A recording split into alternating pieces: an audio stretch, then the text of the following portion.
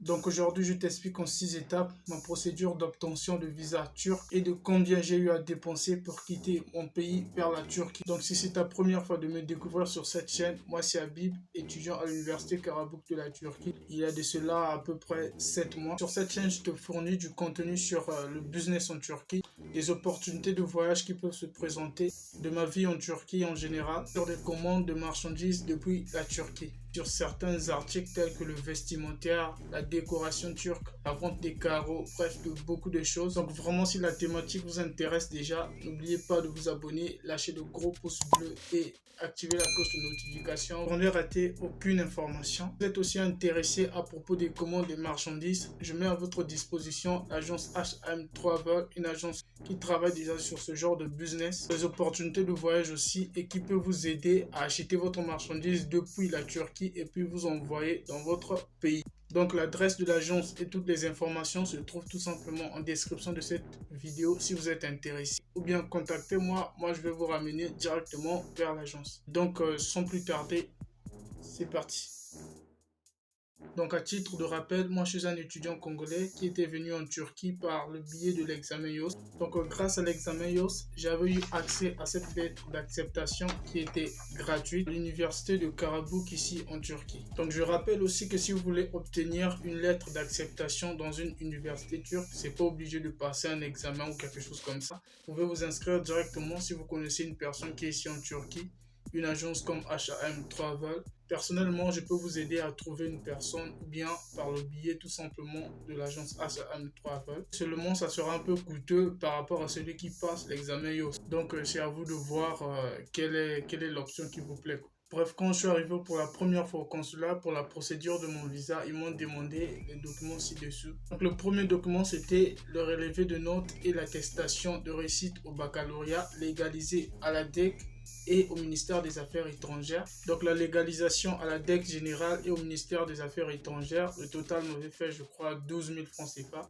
Deuxièmement, c'était les bulletins de paye des 3 derniers mois de votre garant, l'attestation de prise en charge qui sera signée par votre garant, faite à la mairie de votre ville, une réservation du vol que vous allez emprunter pour aller en Turquie. Bon, ça m'avait pris juste 1000 francs dans une agence de voyage. Photocopie de la pièce d'identité de votre garant. Et enfin, les frais de traitement de votre visa qui se levaient à 126 000 francs CFA. Donc, dans les 126 000 francs CFA inclut les frais consulaires, les frais de service et les frais de l'assurance maladie. Donc, sur cette étape, la difficulté que les gens rencontrent souvent, c'est surtout sur le garant. Donc le garant ici, c'est comme une personne qui va te soutenir tout au long de ton parcours scolaire ici en Turquie, que ce soit sur la maladie, ton loyer, ton manger, tout ce que tu vas faire ici en Turquie. Tout sera sous sa charge. Mais vraiment, c'est pas obligé que ce soit ton père biologique ou bien ça peut être un membre de la famille, une personne que vous connaissez, une personne qui peut accepter, prendre cette responsabilité jusqu'à la période de l'obtention de ton visa et puis remettre la responsabilité à tes parents. Donc sur cette étape, il est vraiment recommandé à ce que ton garant ait au moins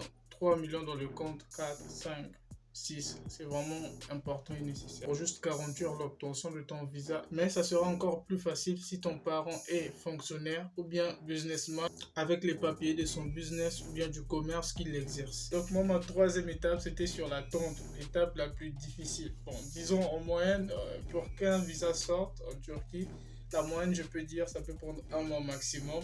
Sinon, 3 semaines, 2 semaines. Bon, le mien, c'était sorti en 2 semaines directement. J'étais très content. Sur la quatrième étape, je vais vous parler de l'achat de mon billet.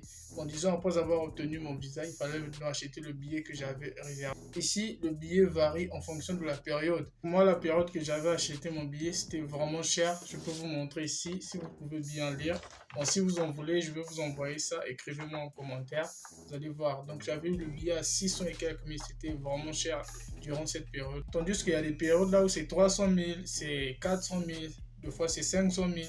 Ça varie en fonction de la période. Sur la cinquième étape, c'était sur les tests de maladie. En l'occurrence, avec mon année, il fallait passer 2 tests, donc de COVID-19 et de tuberculose. Donc le test de tuberculose que voici, je l'avais fait dans mon pays.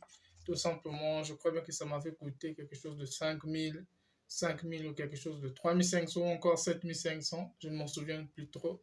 Mais ce qui est sûr, ça ne peut pas dépasser 7 000. Le test de Covid-19, c'était au moins à 15 000 francs CFA, si je m'en souviens très bien. La sixième étape et la toute dernière étape, ça va être sur votre départ.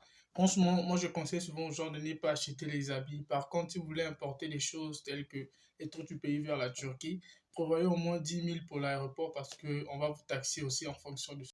Et puis, soyez assez courageux si vous n'avez jamais emprunté de vol avant. Sur ce, je vous souhaite bonne chance.